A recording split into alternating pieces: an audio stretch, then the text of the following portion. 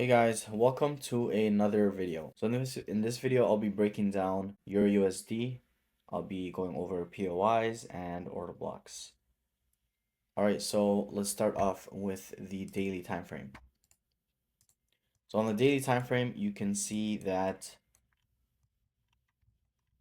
price came into a POI, right? So this right here, let me actually mark it out in gray. Okay, so as you can see on the daily time frame, if you go down to the 4 hour, I believe it's better.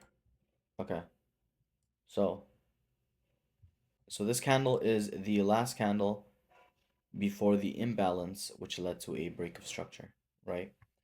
And then obviously you want to include the high.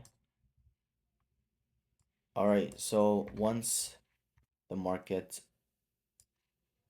tapped into the POI, if you go down to the 1 hour time frame, as you can see right here, there is a valid break of structure. All right, so a break of structure to the downside, this whole area essentially would be your POI. Let's go on 15. All right, so you want to include the high, and essentially this whole area is your POI. All right, so as you can see right here, the market came back and tapped into the POI, where essentially you look for a shift in market structure.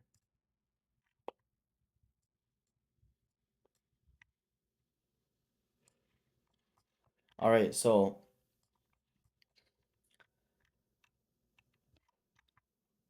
price had a impulsive move to the upside and then started moving back down. Okay. And then, although price didn't really have a break of structure to the downside, right, breaking either this structure or this structure, you can see that the market left left an order block right here. Okay, and you'll see how after mitigating this order block right here, right, the market had a BOS, a break of structure, to the downside, leaving another order block. All right, so this is your order block and essentially where you take your shorts from. So you enter there, you can take it to the low right here.